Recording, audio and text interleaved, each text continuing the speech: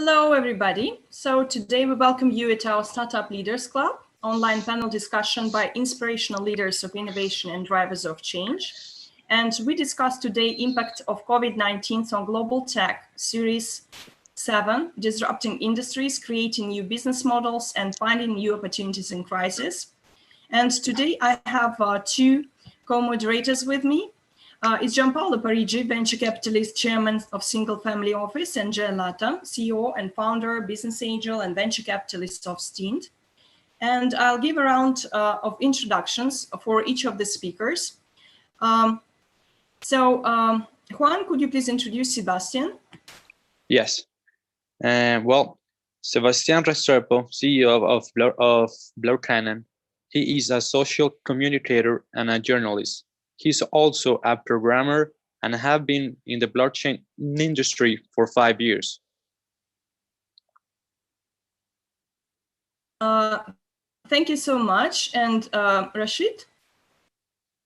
Hey, everybody. I'm Rajat Chadra. I'm the Vice President of Marketing at Wunder Mobility. We're a company that creates technology solutions to enable startups, OEMs, or manufacturers in cities launch, scale, and manipulate mobility services such as car sharing, scooter sharing, etc. We're based out of Hamburg, and we're Series B funded right now.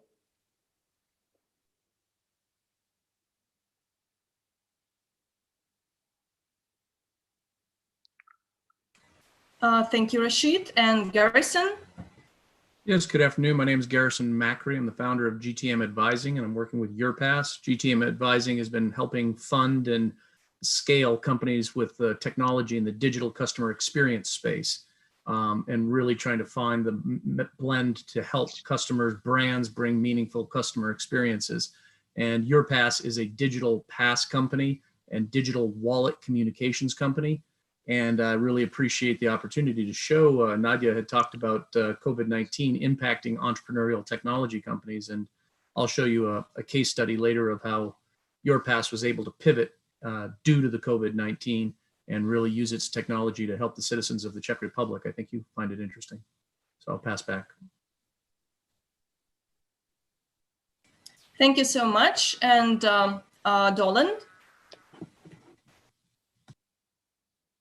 Hi, everybody. Hey, thank you for the opportunity to be here. I'm Dolan White. I'm based in Los Angeles, California, actually a little city called Torrance, and we're a little mile from the Pacific Ocean. So I enjoy the picture of the ocean on the screen there with John. I am a founder of Dolan White Consulting. It's a simple, easy company name to find, but I spent 30 plus years in the software industry leading large global teams, traveling all over the planet, building organizations and participating in M&A activities and working with organizations like Symantec and Altiris and purchasing things like VeriSign and other kinds of companies through my career.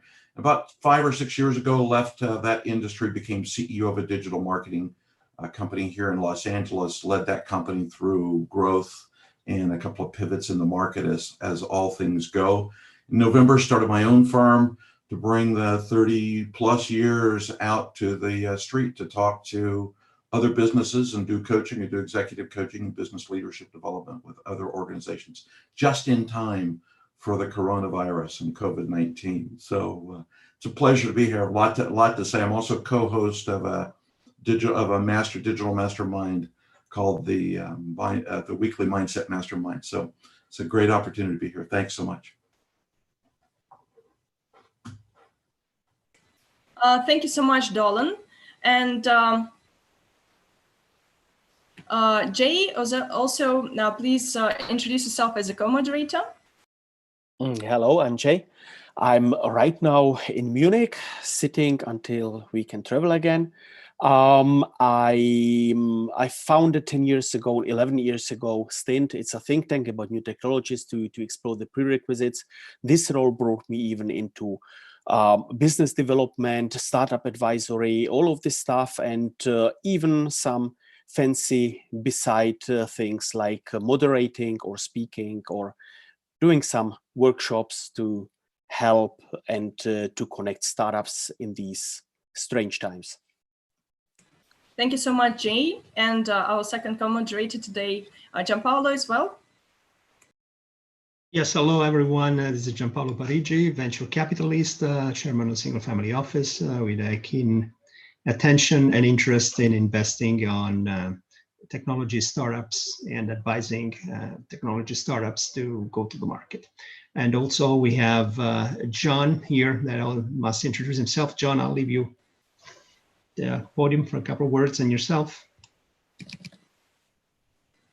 Hi, I'm Jon Frankel, founder of FF Venture Capital, a New York-based seed to early B technology VC firm. We've been around 12 years. We have 76 active portfolio companies now in all different stages of development. And I think this is just an amazing global audience here to discuss what I think is a really important issue of how the world's changed and how that's impacting startups and investing.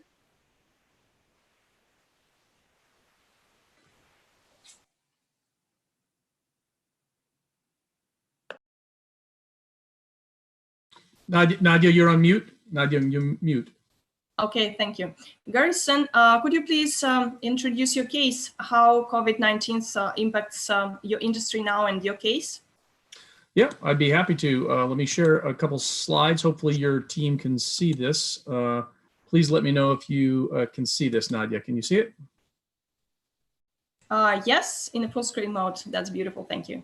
Yep, very good. So I wanted to introduce YourPass a bit because I think it directly speaks to the topic of this seminar, if you will, in the roundtable. YourPass is a technology that creates a platform for mobile passes and cards and digital wallet communications. And it's a new form of communications that has really become popular. And it became popular when we all used to be able to get on planes. We were putting our boarding passes into our digital wallets. And in with the digital wallets was maybe our travel insurance cards or our important cards. All the important stuff that's in our physical wallet is moving to a digital wallet, like loyalty points. So YourPass, as customers, MasterCard puts their priceless special programs and puts it into the digital wallet. AXA Insurance is putting the travel insurance into the digital wallet. So the company was growing quite nicely through partnerships with loyalties, travel, insurance in particular. And then this impact of COVID-19, and I really think it's a direct relationship to the spirit of entrepreneurialism, the spirit of showing off your technology and finding an opportunity in disaster, really. So this is how YourPass helped the Czech Republic.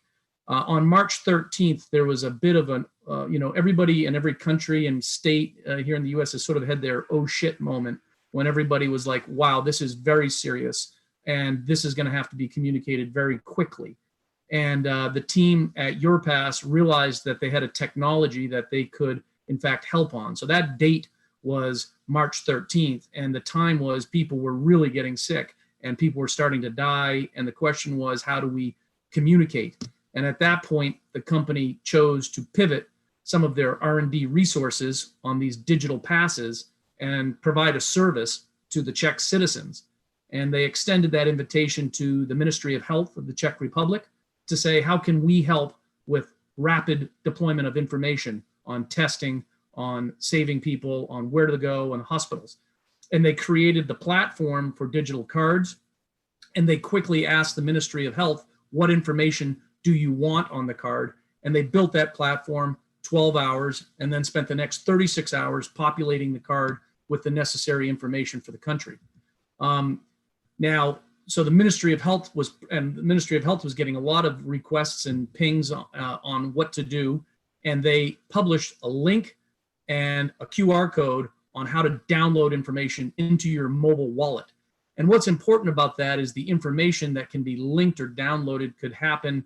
We could do 4 million downloads in 7 minutes versus having to push out a series of text messages like Google and Facebook are trying to do with, have you been exposed, tracing and tracking of COVID-19. So we took the technology and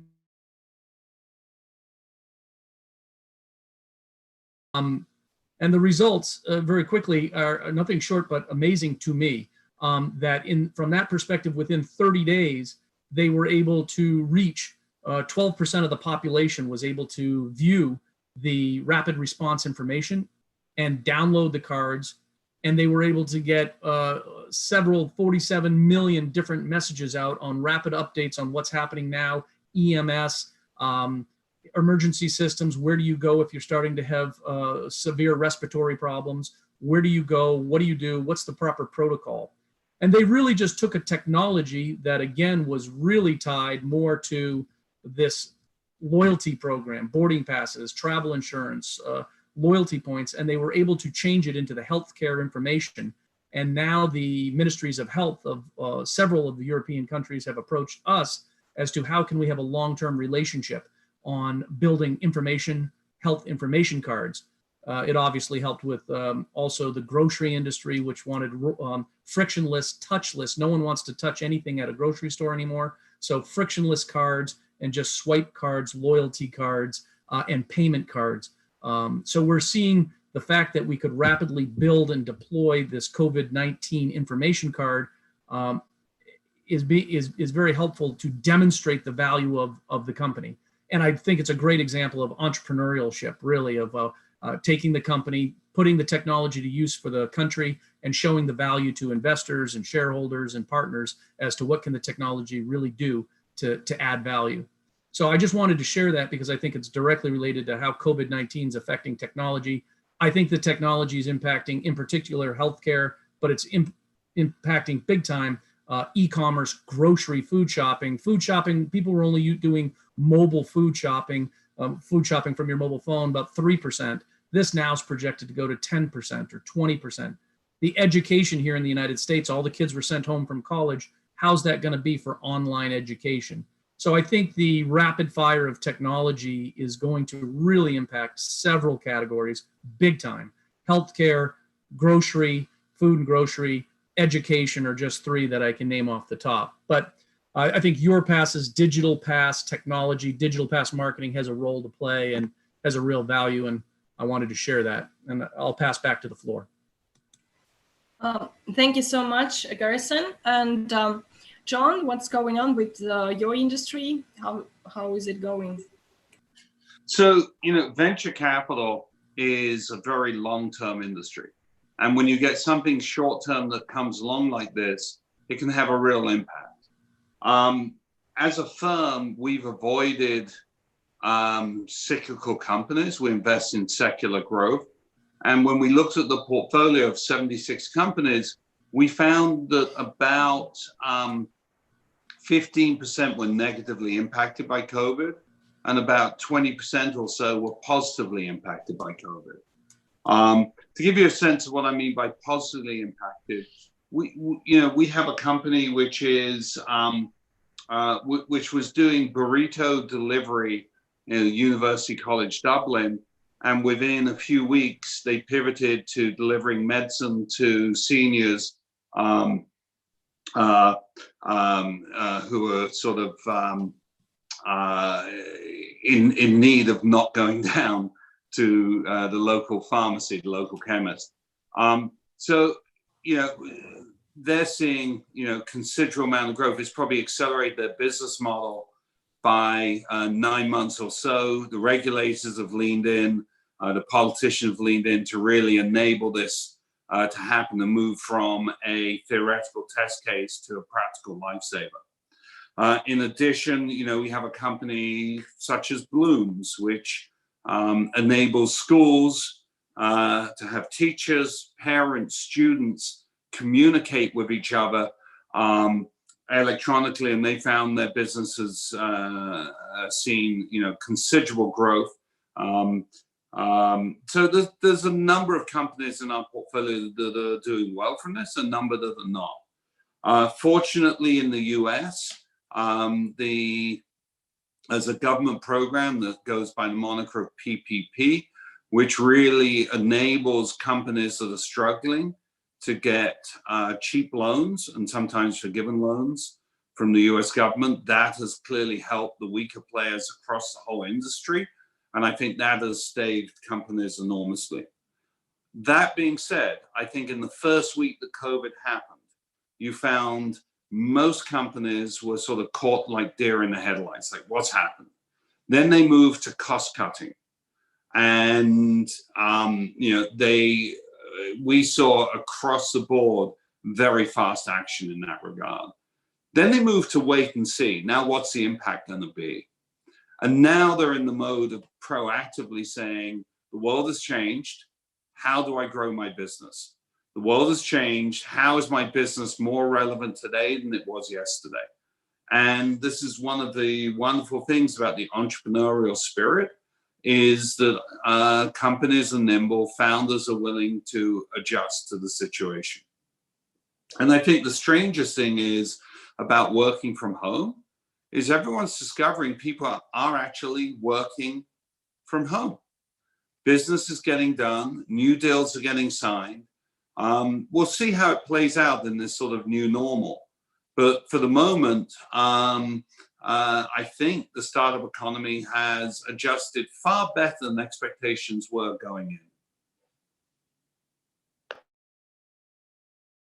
Thank you very much, John. And Gianpaolo, what is about your observations? You're also an active investor, and what would you say about that?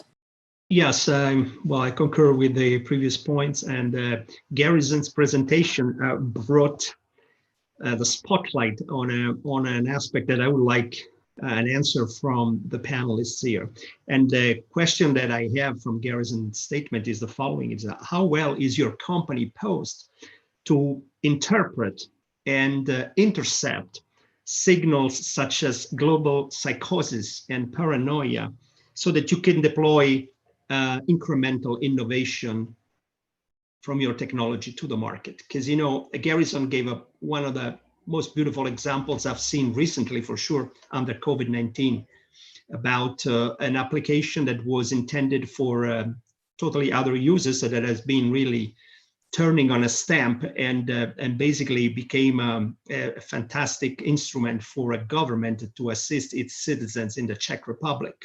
Now, and of course, I mean, think about the groceries, the fact that there is this paranoia and psychosis that people don't want to touch anymore, you know, physical fiat currency and not even the shelves and anything else. So, I mean, of course, there is already enough reason in the market for acting sensibly, obviously because of the contagion, but there's also an added layer like the mayo on the semi, I would say, that comes from psychosis and paranoia that people have. And of course, there's business to be had in that mayonnaise layer. I'm very curious to hear you, your points and your views on how your company can, if any, you know, as I say, intercept this latent demand and transform it into something that you can deliver to the market. And I'd like to start from Dolan, but Jay, maybe you also want to add something on this point first. Yeah, thank you. It's very interesting. I mean, your slides, John, were very interesting, and especially the one comment that startups can adapt faster and easier on new situations, maybe as long not too much money is burnt into them and they are depending onto some kind of outcome. But even here, concerning investors, US investors or the startups as the one who depend on investments, how do you see the landscape right now? I can only say right now from Germany, some of my startups. In Germany, we are very concerned. We are very, very careful. I mean, we've not been extremely brave before, but even now we start to sleep. We are in a kind of winter sleep. So what are your strategies?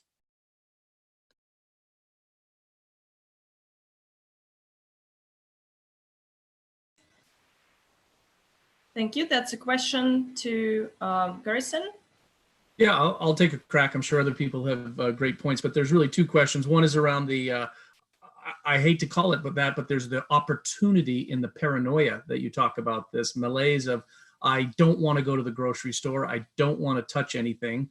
I don't want to go to the doctor. God forbid you have a minor infection and you're supposed to normally go to the doctor or the hospital. You didn't want to be anywhere near a hospital. I mean, they told you not to go. So there is the opportunity in the paranoia. And there is opportunity in communications. As I said, in healthcare, how do you communicate to your patients? I hadn't done a telemedicine experience. Now, it was actually very normal. I got on a video call with a doctor, explained my symptoms. He told me fine. He wrote a prescription. I went down. It was strange. I went to the pharmacy. They dropped it on a table outside a door after I put up my number. There was no touch, and I got my prescription, and it's just fine. But I never had experienced telemedicine. In fact, on my healthcare card, my digital healthcare card, now there was a button that I could push to call my doctor and have a telemedicine on the back of my digital card. So the experience was completely different. That was paranoia there. Shopping, I hadn't really done much mobile shopping, but I do now. And I want to go and I want to have it delivered to home, or I'll do curbside pickup. Again, that's really a result of my paranoia of not wanting to touch anything in a grocery store or not really wanting to go near a hospital. So there is opportunity in paranoia. And from an investment perspective, I really appreciate the comment that 20% of the portfolio has in fact experienced an uptick. It's not all bad. You know, I'm busier than hell from home and business is good, which is not what I thought it would be originally. I was really, you know, like many people, oh my gosh, what's going to happen? So I do think that there's an investment opportunity. There are opportunities in the paranoia, and you know, your pass has seen that. That's how I would share. Thank you. And Dolan? See how quick I can find the mute button. No, it's interesting. The comments are very, very interesting because I spend a lot of time talking about leadership and the kind of the new way businesses have to think about what they're doing. And it's kind of just to pivot from some of the comments that have been made. I think there's been several shifts concurrently over the last 90 days. And those shifts have literally gone through the stances that you've talked about. It was you know, when everybody, we sent 7.5 billion people to their bedroom. So we locked the world down. And in doing that, we literally changed the dynamic of how most companies have organized themselves and how most businesses perform. We've moved from a command and control model where a lot of people sit inside of a brick and mortar establishment. They've got somebody that can look over their shoulder, work with them in teams, into a model where people no longer believed that they could perform or had never performed. You know, we've all heard the stories about people who were allowed to work 1 or 2 days a week virtually from home, and it was more of a novelty to get a chance to go home and do laundry and mow your yard and take a meeting and do the kinds of things. And now we went to full time working from home. So we had a dramatic social shift, not only with the employees and teams and consultants and all of us on the call today, with having to, you know, now go find a room in our house to actually get things done, and to move away from the kind of the command and control model to that of empowering our teams and trusting people to get things done, which has caused us to kind of reshift and rethink the way, you know, the way we approach leadership. Managers can no longer be managers. We now have to lead people. So we have to be much more transparent, much more aware of feelings, much more aware of concerns. We've, you know, a couple of you have touched on things like, you know, I'll call it paranoia. A lot of times I have conversations with doctors around PTSD. There will be PTSD-like symptoms because of this. So I love the application, Garrison, because one of the things that I was thinking of while you were talking about the practical application of it is just access to data and information rapidly. So I've got it in my hand and I've got it now. I don't have to wait. I don't have to go look. I don't have to go find things. So a tip of the hat, just because people now need that. They need that social assurance that I know what's going on and I can access my doctor and I can get the things done that I need to get done, because we've been taught growing up kind of from a punitive perspective that if we don't perform and don't accomplish our tasks, there could be punitive results to that end, right? The risk is, in the old days, pre-gray hair, that if you didn't accomplish the things you were supposed to accomplish, you could risk either getting written up or lose your job or furloughed. Or now it's a very, very different economy. So So it's a very different space, you know, where I saw, and particularly in my industry, in the consulting industry, and with my clients, is there was a slow, an immediate slow in the industry. And then to John's point, in the US with the payroll protection plan and PPP and coming in to, you know, shore up some of the businesses, lots of those businesses missed the window, didn't get their funding. And they got some funding on second round, but the funding was smaller. So they're all going through mechanisms and conversations around how do we accelerate our development? How do we move to just in time? How do we move to, you know, kind of a new way of approaching the longer term strategy of, you know, 1 year, 3 year, 5 year for these businesses is now 1 day, 1 week, 1 month, 3 months, 6 months. 6 months, sorry, that was 5. So it's a very, very different space in the landscape today. And it does feel as if there is an uptick. And I'm not sure if that's generally because of economic drivers or just because we're all tired of being locked in our house. So if I could just comment on that, I find it really interesting about culturally what you're saying there, that we were, you know, had to go to work and have somebody look at our shoulder and tell us what to do and organize us in teams. And there is a level of autonomy here at home, but it's also people are pulling information rather than me being pushed information. And I really, you know, you go to watch the news, and I don't know about anybody else, it feels very repetitive. But yeah. for you to be able to go pull information from the source that you want to, a trusted local pharmacist, a trusted doctor, a trusted retailer, I am more proactive now than reactive where I was before. And I don't know if that's going to stay. I don't know if that happens or not, but I think we're being forced to, I could sit here and turn off the computer, but it's forcing to reach out, be proactive, reach out. And I don't know how that impacts society long-term, but it'd be interesting to watch. I think there's one thing worth really saying here, and it goes unstated. If this had happened in '95, it would have been so much worse. Not only do we have the internet, not only do we have broadband, but we have 20, 30 years of applications that have been built that we can sit on top of and rely. So everything just works. Yeah, I hate to tell you, I grew up at a time where the notion of a video call with people across 9 different countries and working seamlessly was, you know, not believable. So we have the internet, which really gives us information in ways we didn't have before. We have all the tool sets. You know, we don't have to go back to the office to get our paper records to make sure we update things. Everything was virtual anyway. The paperless office, we stopped talking about it. It just happened. Then you have the physical internet. So yeah, get delivered to me. My food gets delivered to me. I go online to Amazon or, you know, buy.com or walmart.com and things get delivered to me. That's amazing. You know, we have so much infrastructure that's enabled things to happen. So I think that's an important thing to kind of understand. As we look forward, I think a number of things are going to change, and they're going to change rapidly. Firstly, is the value of private space is going to go up relative to public space. If you're going to spend more time at home, you're going to work at home, home's going to be where you're going to want to spend more of your money, making sure that you've got the right space, conditions, etc. So I think homes become a bigger priority.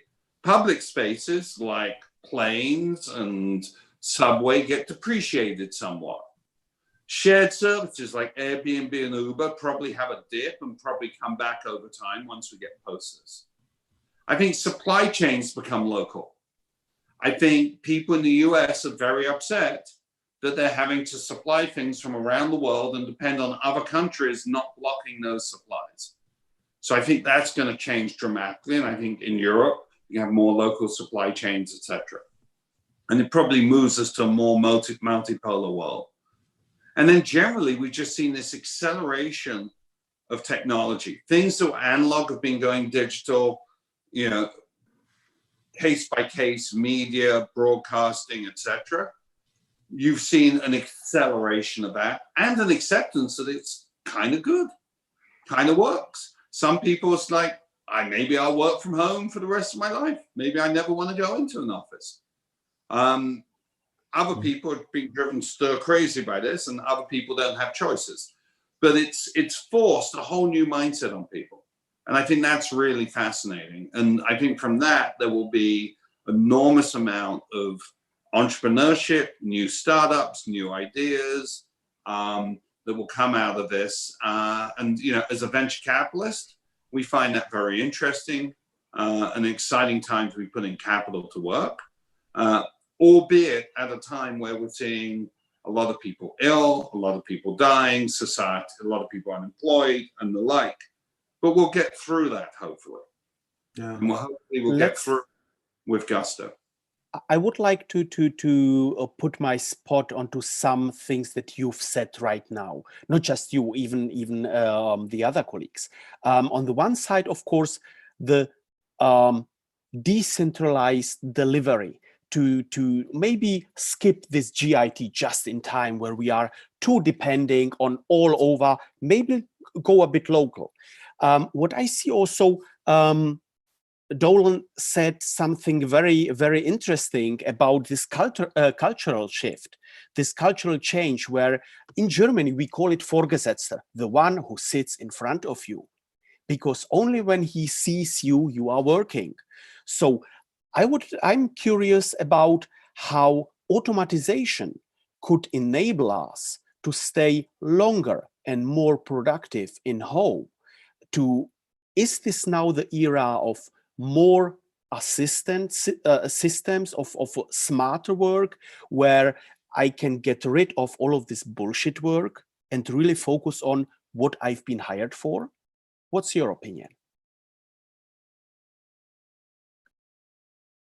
Well, I'll jump in first, I suppose. That's a great point, Jay. So I think as we see people now in an environment where they're working from home, I'll give you a very specific example. My next door neighbor now works from home. This is the first time in his entire career he's ever worked from home. And he is works for a large company that manages high rises in the Los Angeles area and globally and other kinds of places. So now he's working from home. And his comment has been specifically, he actually gets more done because he has less interruption and he's able to actually focus without distraction. So when he's going to call it deep, you'll hear there's a term out there about deep work, right? When you're going to do deep work, it's to take a segment of the thing that you're trying to accomplish and really focus on that. That's what you execute on for a period of time. So he's been able to do that. And I think that we're going to see contributing factors to that. Zoom, where we all currently are today. Eric Yuan, the CEO of Zoom, and his team, I know Eric and that team, they've done an unbelievable job executing on what's happened because of the COVID and Corona experience. There's while you were talking, there was an old saying, never let a good crisis go to waste. I think Winston Churchill said that. So the population of Zoom grew from where they were to over 300 million people now globally in a 75-day period. So I think we're going to see more of those kinds of innovations. And I do believe that some of those innovations just don't exist yet because we haven't completely identified the need. But we'll begin to see more with AI. We'll see more with automation. We'll see more with integrated. John made me smile because being an old guy, I come from the era where we used to have to beat technology with a hammer in order to get it to communicate with each other.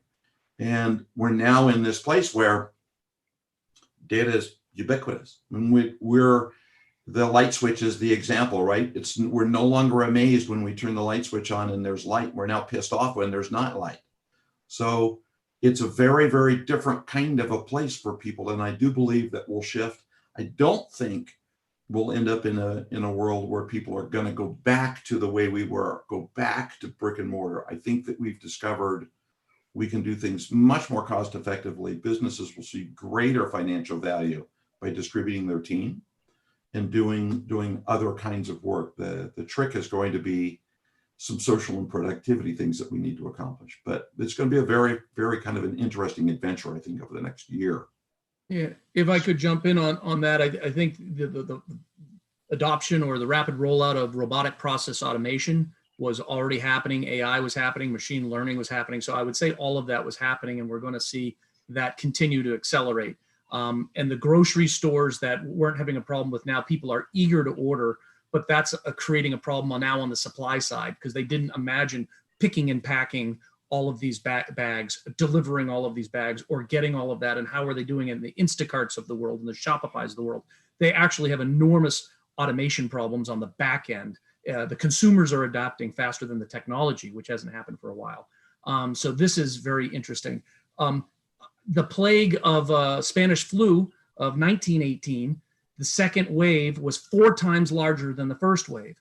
And they attributed that to people not staying home, going out and having parades and so forth. So it will be interesting, the data won't lie. Do people stay home? Do people social distance? Or ultimately are people going out? And I will bring that to college. September brings college. Will everybody be on campus in September? Is that the right thing to do? Are they going to delay the college football in America, which is like a heresy? What's really going to happen? Are people really going to social distance? So your question about, I don't want to skirt your question about automation and technology and all of that, but I think it's an interesting question about humans. Are they not going to socialize? Really? Are they not going to go to college in September? Probably not. And how does that impact the bubble of college education and education bubble, where here in the United States, people are paying $70,000, $75,000 a year for college, and they can get a college education for $15,000 online? I know it doesn't apply to my European colleagues or Canadian colleagues in some place, but it does apply here. I don't know the answers to these questions, but the technology is one question, part of it, Jay, but I really wonder about the human adoption and the human social, and the facts won't lie.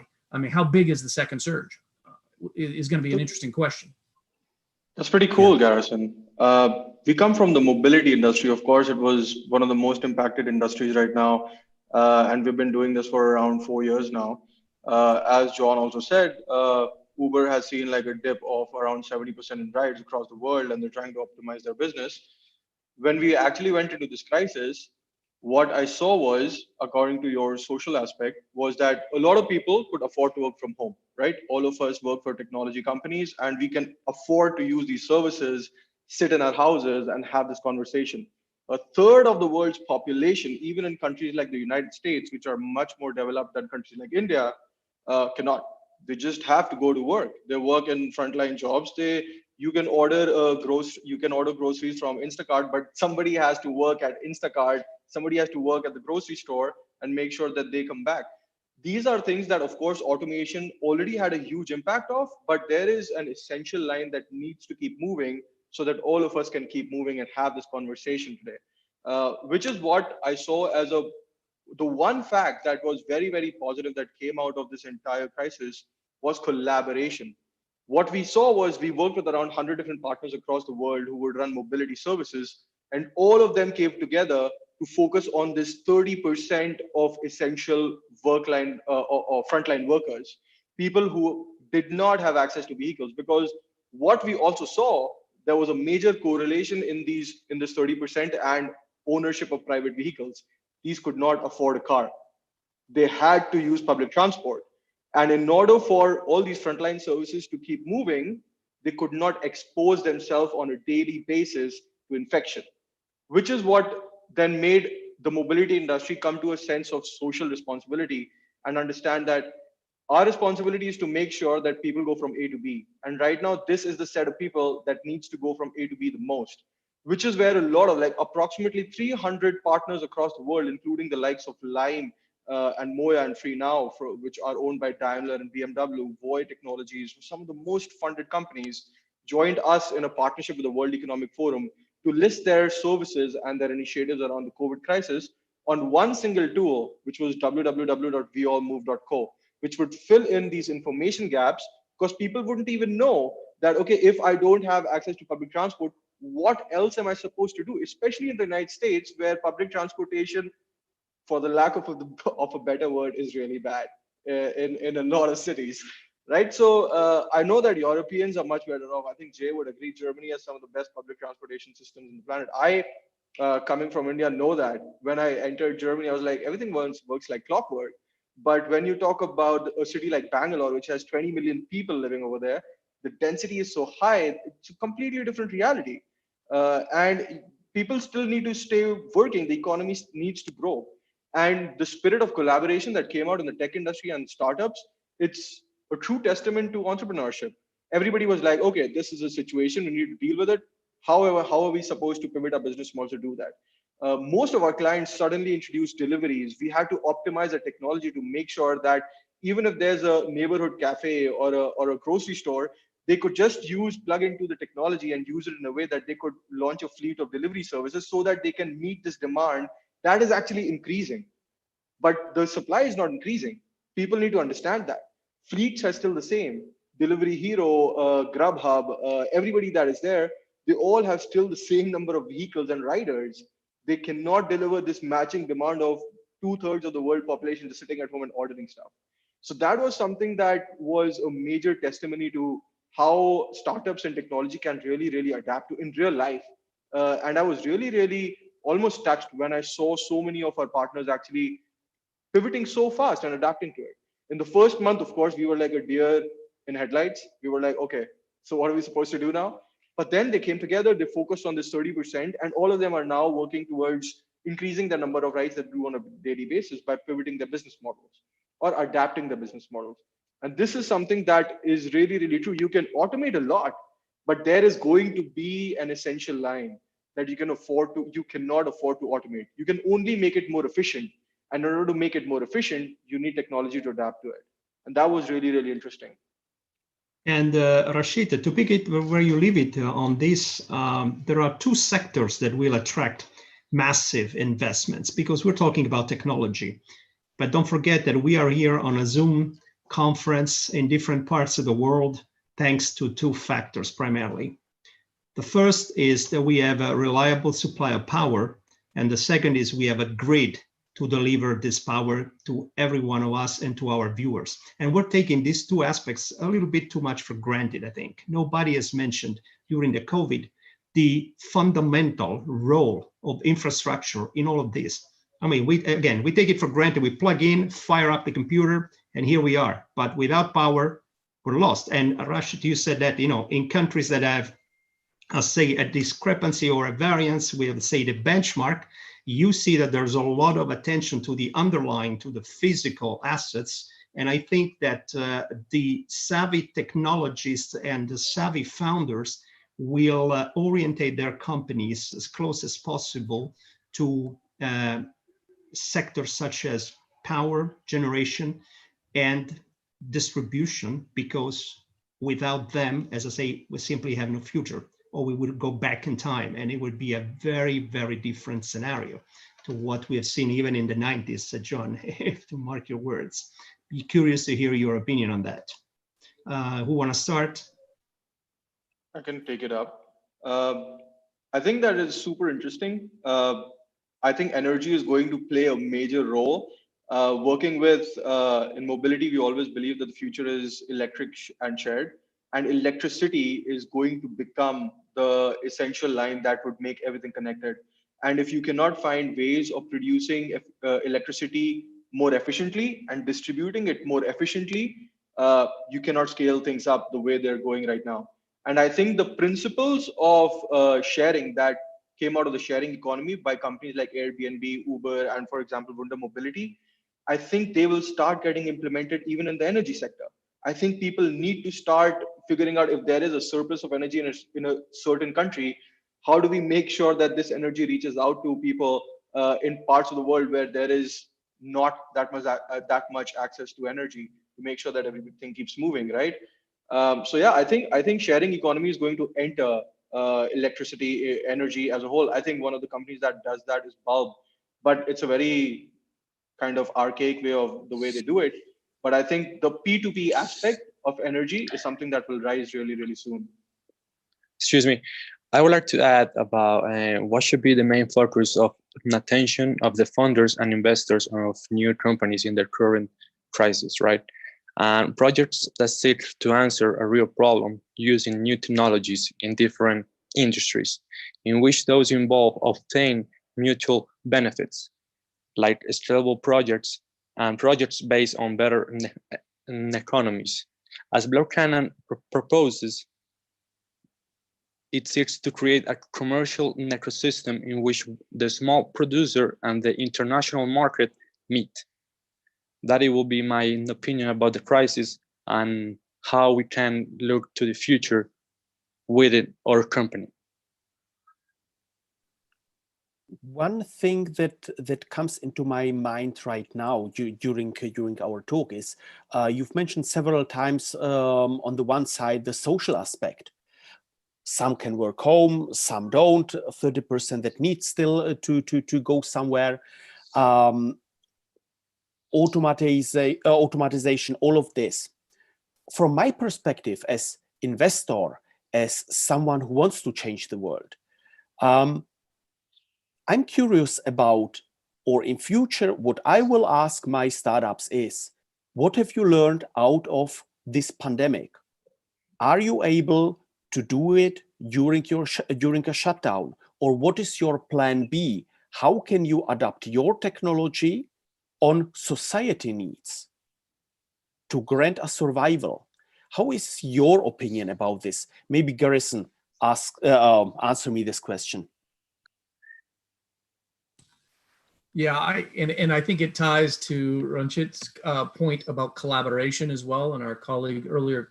I think that people are realizing, and small startups in particular, want to control their own domain. And you make investments, you want to control that investment. We want to control the world in which we live. And I want to show you the beautiful up to the right curve with my revenue and all of this. But often we're not really factoring in the ecosystem around me. And I'll give you one example of a mobile shopping app that I work with. Well, the mobile shopping app's completely dependent on customer demand for mobile shopping. In that case, thank goodness for COVID-19, but it was also completely dependent on the back end picking, packing, and delivery systems, which are struggling to survive, like you talked about Grubhub. On this case, if you talk about digital communications cards and IP communications, which I would argue is in fact happening very well, they are completely dependent upon interfacing with CRM and database analytics companies and AI companies. So the realization of your dependency on the other people in the ecosystem, and how good are you at really partnering? How collaborative are you really? How cooperative are you? How easy are you to do business with? And are you clear on where you are in the value chain and getting money for that? Because it's not philanthropy. We are here for money. But what's your role in the value chain and how do you get compensated for it?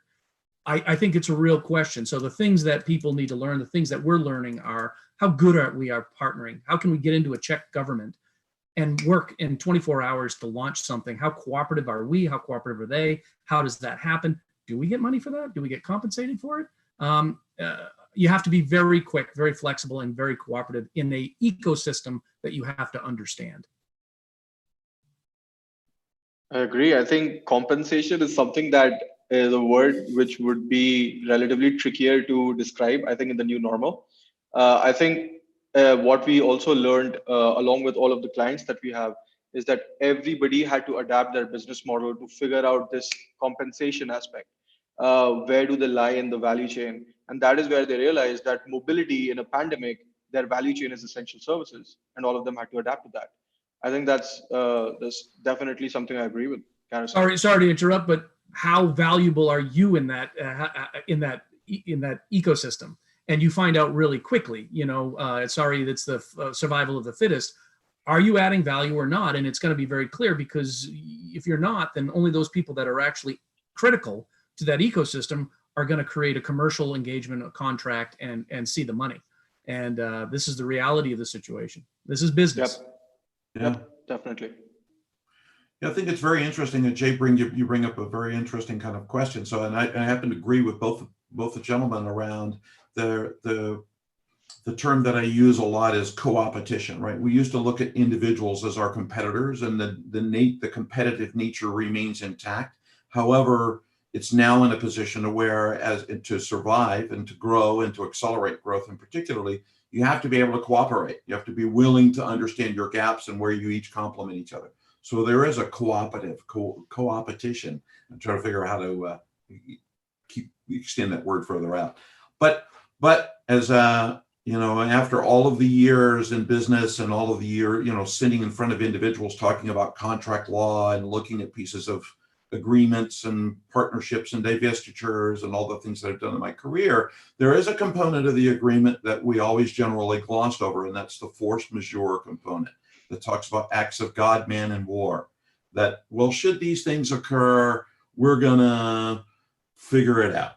And generally we glossed over that. And we're now literally proven to be in a state where that is plan B, to quote you, Jay, is critically important. These companies that we invest in, these places that we go spend time, and the clients that we work with, must have and pay attention to some sort of a contingency plan, and it must be formalized and it must be documented. There are lots of, and all of the domains, right? The 4 domains that live inside of a company have to be components inside of that contingency. It's not about what do I do with the business? What do I do with the domains? What do I do with the people? What do I do with my clients? The businesses that are coming back today, I have this conversation with them all the time. Your clients have wandered off. They've just wandered off. And a lot of that is just because they've gone through the same thing that you've gone through. They've been sheltered at home. They've been experiencing other things. They're worried about their own business liquidity. So you have to take a very, very different focus on your business. So that becomes a component of contingency planning. Is how do I protect loyalty? How do I protect my clients? How do I protect the relationship? And then by doing that, how do I continue to do that and then grow my business? What's my ascension model for what's my client journey? So I'll yield back. Nadya, do you have any comment?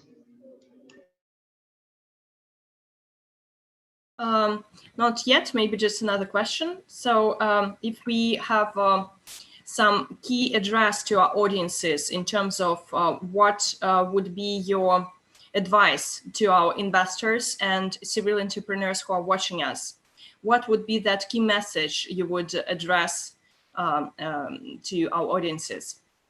Jay? My key message here is think about multi-perspectivity.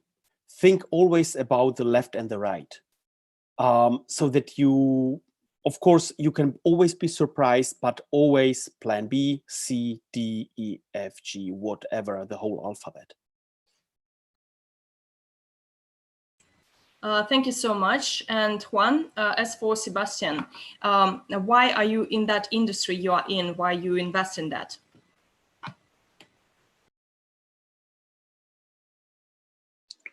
We are on this industry as Blow Cannon because the legal cannabis industry is growing and the world trend is towards legalization. In Colombia, where we are established, the planting, transformation, and export of cannabis for medical use is legal, and Colombia has 49% of the world quota for the export of legal cannabis in the world. In addition, Colombia is the place in the world where it's the cheapest to produce cannabis, when we have 4 or 5 harvests in a year in natural conditions, while in Europe, for example, they could only reach 2 harvests per year. Talking about the price of medical cannabis extract, the market average is $20 per milliliter. But when you buy it through us, the Blow Cannon CBD token, you will get it for $12. That's an $8 cheaper than everywhere else. Blow Cannon is a company that cares about a more sustainable environment in which the environment, social, and economic are in tune. So in addition, the planting medical cannabis, we are also established in Colombia as a company in the agriculture sector, in which we grow food products as well. Thank you so much. And what would be your address to our audiences, Gianpaolo, if you could summarize it in a key message?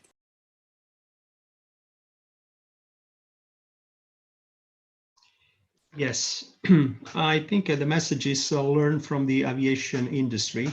The redundancy in the system have to be at least 2 on top of the main feature, because a plan B, we've all seen, is not enough, neither for governments nor corporates, and let alone smaller entrepreneurs and the smaller companies. So at least 2 redundancy embedded in the system, and this could be probably sufficient to navigate. Thank you.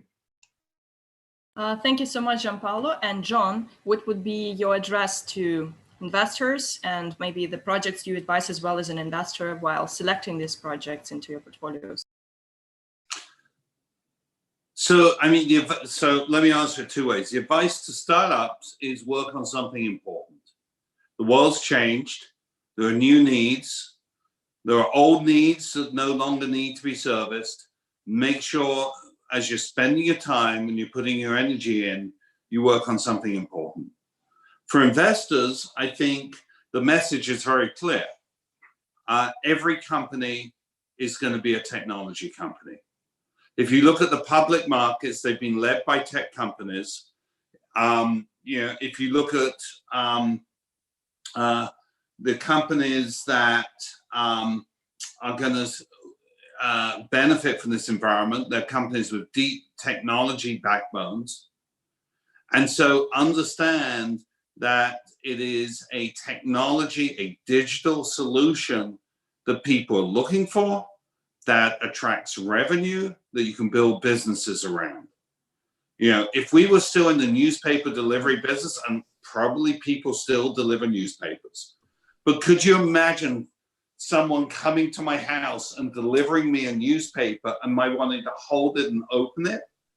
Now, that has been a ridiculous proposition since 2000, but it's taken time for that to work its way through the population. You've had this accelerant right here, right now. So understand that people want digitally delivered solutions, and that's where they're willing to spend their money. Disney got that.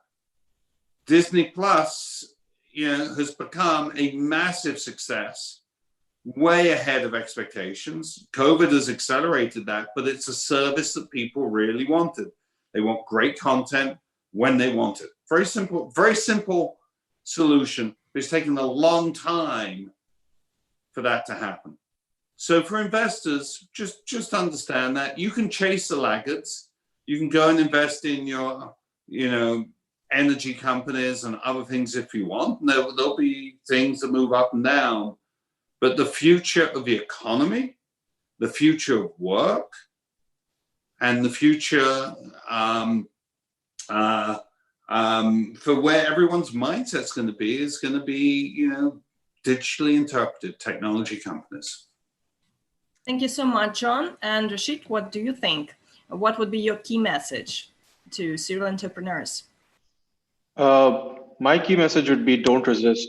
The world is changing, and on my daily interactions also, I see a lot of people still trying to resist and hold on to certain things that they were comfortable doing. But I think every single one of us has been forced out of a comfort zone. From a marketing perspective, there has been this term called digital marketing that has existed for quite some time. And people still chose to advertise on billboards. Guess what? If there's not going to be any cars on the roads, your billboards are going to the drain.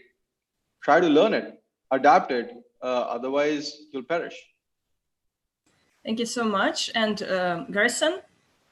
Yeah, I love every company is a technology company. If there's one buzzword in the industry, it's been digital transformation. And every company is going through the digital transformation, which is true. And one of the aspects of it is this: it's the mobile phone, and it's a digital customer experience. Can you build a meaningful customer experience, a meaningful digital customer experience between your brand and the consumer? And if you can do that, you're probably going to make some money.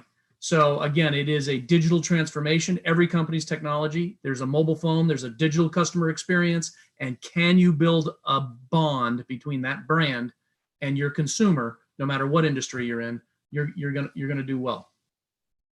Perfect, thank you. And Dolan?